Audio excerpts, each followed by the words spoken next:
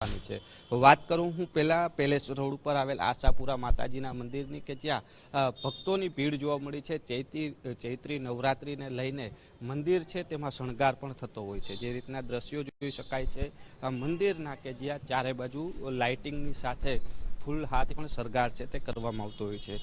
જે રીતના 9 દિવસ માતાજીની આરાધના થતી હોય છે, ઉપવાસ રાખતા હોય છે, અખંડ દીવા જે કુળદેવી હોય છે તેમના અખંડ દીવા પણ પ્રગટાવતા હોય છે। એટલે કહી શકાય કે ચૈત્રી નવરાત્રિની ઉજવણી ભક્તો છે તે આસ્થાપૂર્વક કરતા હોય છે ને સાથે વહેલી સવારે અને સાંજના સમયે માતાજીના દર્શન કરી આરતીનો લાભ પણ લેતા હોય છે। એટલે દ્રશ્યો જોઈ શકાય છે મા આશાપુરા મંદિર ખાતેના કે જ્યાં શણગાર છે માતાજીને કરવામાં આવ્યો છે, અવનવા વસ્ત્રોથી શણગાર થતો હોય છે। ને આજે નવરાત્રિ છે તે જોઈ શકાય છે આભૂષણો સાથે ખાસ જે શણગાર છે તે કરવામાં આવ્યું છે અને સાથે અખંડ જ્યોત છે તે પણ પ્રગટાવવામાં આવી છે। ચૈત્રી નવરાત્રિની ઉત્સવ મહોત્સવ છે તે ધાર્મિક વિધિ પ્રમાણે થતો હોય છે અને સાથે સાથે જે રીતના વાત કરવામાં આવે તો ભક્તો છે તેમની ભીડ પણ છે તે જોવા મળતી। સાથે જો વાત કરવામાં આવે તો રામનવમી પણ આજે જ છે ને રામનવમીને લઈને રાજકોટના શહેરની અંદર ભવ્ય શોભાયાત્રાનું પણ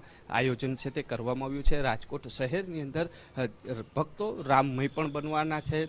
સાથે સાથે રાજકોટ શહેર મહાનગરપાલિકા દ્વારા રામવનનું પણ નિર્માણ થયું છે કે જે રામ સાથે જોડાયેલી તમામ જે વસ્તુઓ છે તે રામવનની અંદર પણ જોવા મળે। એટલે કહી શકાય એક તરફ ચૈત્રી નવરાત્રિની 9 દિવસ લોકોએ આરાધના કરીને સાથે સાથે જે રીતના રામનવમી પણ આજે છે તે તેની ઉજવણી પણ રાજકોટ શહેરમાં કરવામાં આવતી હોય છે। એટલે કહી શકાય કે માની આરાધનાની સાથે સાથે રામનવમીની પણ ઉજવણી આજે થવા જઈ રહી છે। જી ધ્રુવી।